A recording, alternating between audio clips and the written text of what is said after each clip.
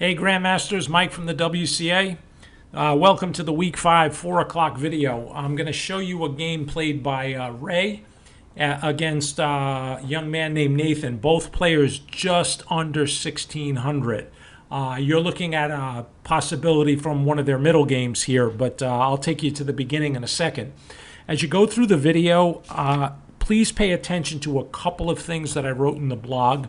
Number one, the importance of going over openings and games that are not in your own opening. For example, if some of the more advanced players would recognize this structure as being a French advanced structure, and that's based on this pawn wedge here in the middle, the fact that the queen has come out to this diagonal. A lot of times she's on b6, putting pressure on d4, but you notice that this pawn is advanced to c4, so it makes it one of those long chains in the French defense. But that's why the queen is here. Now she's putting pressure on the c3 square, and you can see clearly that black is going to need to play on the queen side, correct? And white in this position would obviously be wanting to play on the king side, because if you look at Ray's pawn chain, this pawn down here being the bottom, the one on b2, let me turn a couple of lights on for you. Oops, not that way. You see how I'm lighting up this pawn chain? A great rule of thumb is to know that the direction that your pawn chain points to is very often the side of the board that you play in. You can see that all of these squares to the right of this arrow kind of belong to Ray. He should use that space, okay? So I just wanted to point out that this is a French structure, but the game we're going to see started as a Caro-Kann. So after e4, c6, Ray plays the typical d4, d5, and he plays the advanced variation, right?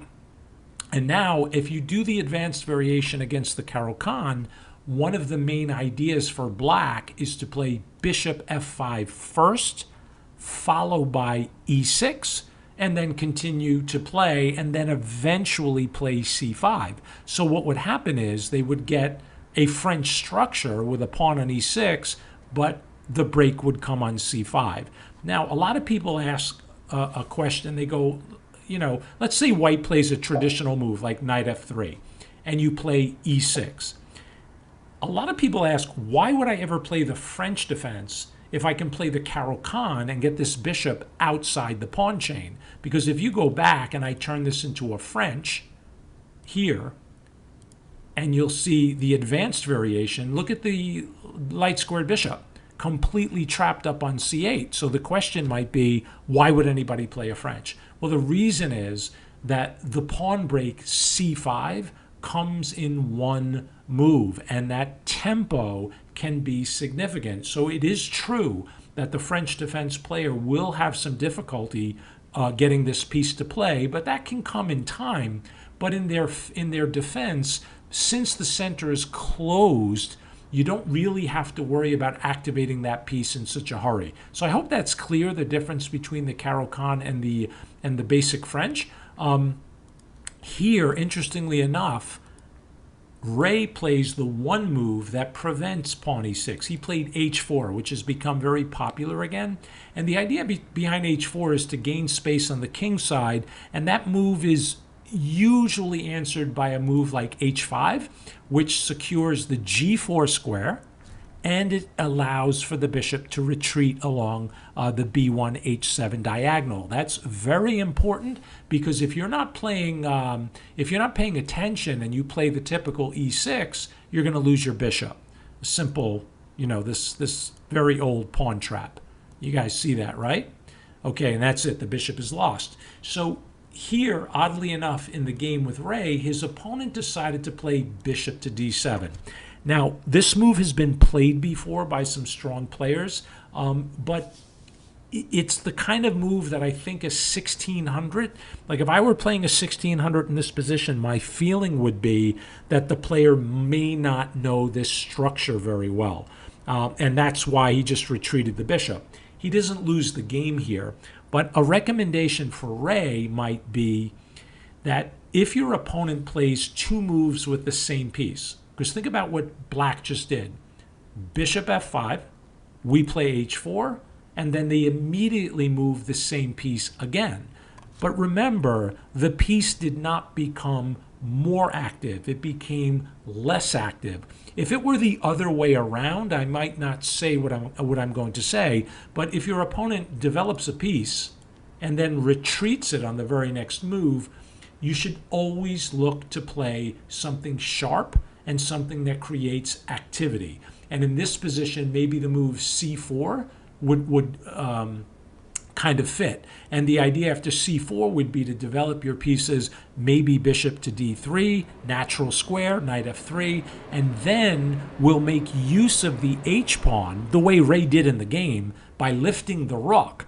And a lot of players, when they see this idea, and it comes in a lot of openings, this rook on h3 can be a real killer. Well, maybe not now. This is in the future. I mean, I see the bishop up here. But later in the game, with that rook on h3, it can be a real killer. It can come to g3 and attack, f3 and attack. It can slide along the third rank. And if you're concerned about your king, the f1 square can be a really, really good square for the king. You get out of everybody's way, and this rook will play. Okay? So in the game after bishop d7, Ray plays the move bishop to d3. And we're going to get something of a normal position. The move e6 comes. Now, as soon as e6 was played, now it's morphing into something of a French defense, like I showed you at the beginning. But, you know, it's funny how the memory works. You're looking at a French where the bishop here has moved twice, and white has a pawn on h4. But with enough practice, you guys can start seeing games. For example, look at this for a minute. Here's a French, right? Well, one fancy way to play against the French is to play knight f3, and I do not recommend anybody do this unless you have a coach or you've done some work. This is just a sample. Let's say d5, and then the same e5 move. But notice we have not played d4 yet. Well, most French players are going to play c5, and then there's a pawn sacrifice, pawn to b4. And if it's taken, you offer the pawn again, and say a developing move, then we can take, bishop takes, knock the bishop away, bishop e7, and we get the move d4 in. Now, this is a very similar structure to the French advance we looked at before. White is down a pawn, however, except you'll notice there's no way to break the d-pawn, which means white is going to enjoy this space for a very, very long time. And if normal development continues, just like in Ray's game, bishop to d3, I'm kind of just throwing knight a5 out here to get the, maybe the knight into c4, but check this out. How about h4? What's the idea? I don't know, maybe a move like h6 to keep my knight out. Lift the rook, queen c7, and here is the example. You see how the bishop can't take the rook? Well, same setup as before. Slide the rook over, king is going to go to f1, and if need be, g1, and before you know it, you have a really cool game of chess. Isn't this almost exactly like what happened in Ray's game? All right, so I hope you guys realize the value of seeing different structures. Okay, here's our game. Knight f3. Give black credit, c5. The game is pretty much equal at this point. Ray's got a little edge, pawn to c3. There's our French structure. Knight to c6, bishop to e3. Oh, that's my phone that just went off. I think my pizza's been being delivered. How do you like that? Okay, so c4, breaking the tension, bishop to c2. b5, so black is continuing to play on the queen side, and I think here Ray missed a chance to create some problems for black a little early. And to do so, I think the move knight g5 can be really annoying because we call this a forward knight. It's in black's camp. And once this knight is in black's camp, there are all sorts of threats that can happen. And trying to get rid of the knight with a move like h6 can get you in a little trouble. I mean, the queen can just penetrate. And, I'm threatening f7. And if you take the knight, I might take the rook. And, moves like queen e7, we might take the pawn anyway. If you take, and you see the rest, right? So a move like knight g5 is designed to try to provoke pawn moves. Move like f6. You can pause your video. Queen h5 check. Black is in big trouble already. g6, you just take it, right? You take back, check. Bad news. King e7. We don't want the rook. We want the king. Checkmate. So, knight g5 can put a little bit of pressure there. Ray chose to just develop his last minor piece. Can't blame him. And his opponent continues with b4. Rook to b1. Maybe not necessary. I guess he's anticipating the file to be open and he wanted to be ready for that. The only issue with a move like rook to b1 is that you're starting to play on the side of the board where your opponent has more space, which means you could get into trouble sometimes. That's a very important concept. If your opponent has more space on the queen side, then you have to be very careful moving pawns and pieces on that side of the board. Maybe he should stick to the king side. And his opponent played pawn a5 here. And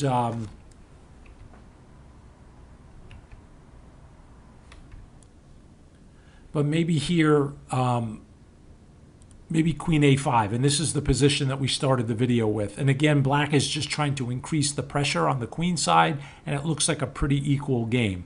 Instead, black continued with a5, and now Ray finally got the idea that he should be playing on the king side, and he did. He played knight to g5. Bishop e7 was played, and in this position, this is always a tough decision to make, is to take a pawn, which he can take on h7. And I think he should have grabbed that pawn. Just take it, because you don't have to worry about the counterattack of your h-pawn. I don't think black can get away with that because of queen h5, and I think this is winning. But I think perhaps Ray was concerned that if he took the pawn, maybe it opens the h-file. But please remember that the white king is not going to be on the h-file. He's very likely to move to f1, or even in some cases move it to e2, which looks really, it's a strange square for a king. But if you think about the center being completely closed, maybe the king can work well here, perhaps after moving the queen first, and then the rooks can slide under to attack. So maybe we can grab that pawn. Instead, he played a very good move. He played queen f3, threatening the f7 square. And bishop takes knight. And here, pawn takes is certainly playable, opening the file. And Ray decided to take with the bishop. Which one is stronger? That's still a debate. You guys can make that decision. I think taking with the pawn, maybe you get a little something with your rook here on h1. But he takes with the bishop, and the queen retreats to c7. I love Ray's next move. If you put it on the computer, rook h3, the computer does not jump for joy. It's just a move. But I love his move. I love the move because he's following up with the idea of, I've moved my h-pawn, my king is in the middle, but where does the rook belong? Let's back it up. Do we really want to castle kingside? We can't castle queenside anymore. I love his move. Again, activate the rook. And let's see if this rook has something to do with the rest of the game. Pawn h6. Be careful moving pawns in the area where you're being attacked. If you look at the board carefully, matter of fact, you could even pause the video, and you'll see that white has every piece except for the rook on b1 in position to start attacking the king side. If you're going to move a pawn on that side of the board, you're going to be weakening a square. You see the g6 square? Be very careful. Ray retreats, pawn a4. To black's credit, the kid keeps pushing on the right side of the board. Rook g3. And here's the problem. It's a very difficult pawn to defend. You're either going to have to move your king over, or you're going to have to move a knight back, something, but he plays g6. And that's a mistake because of rook takes g6, a beautiful move. And again, you can see the consistency in Ray's play now. You can't take the rook. If you take the rook, it's check, king e7, queen f7, king d8. You guys can see the rest? Yeah, you're going to get mated. So after rook takes g6, black took on b3. I'm sorry, black played b3. And even here, oddly enough, you might even be able to ignore that and just play rook g7, threatening this pawn. But he took back, and the pawn took back here. All right. In the blog, I wrote something called Sensing the Moment. And this is a long video analysis of this game. When you go over games deeply, you begin to see ideas that sometimes only computers can find. And I want to show you a computer line.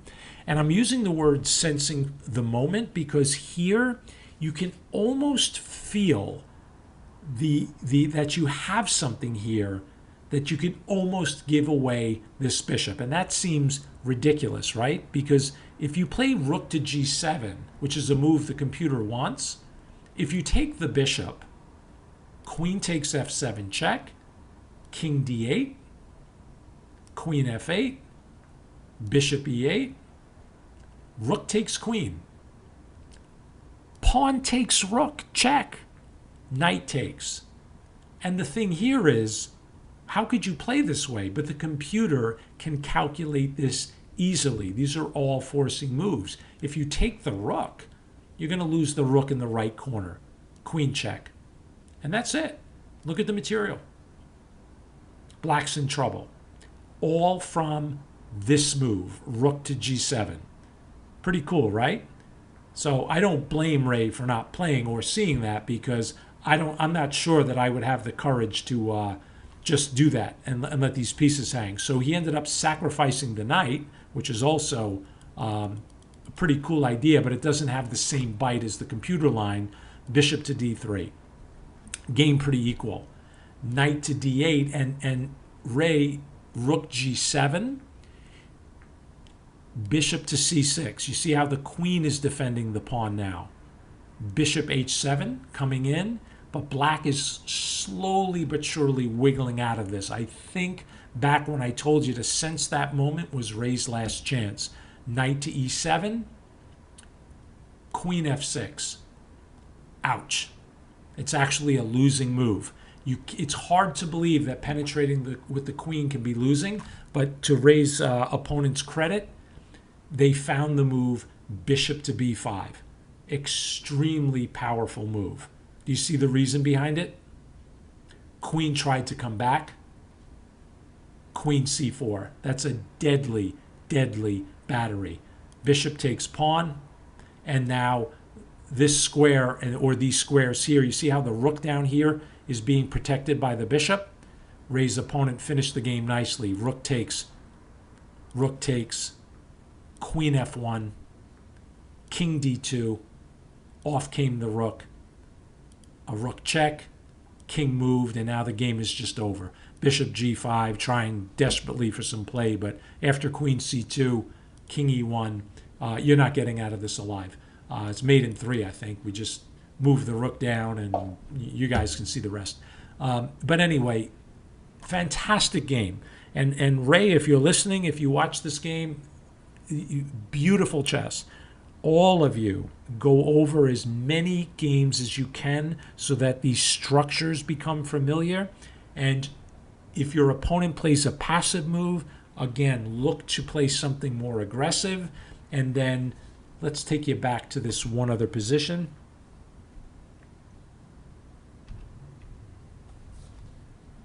Hang on, my friends.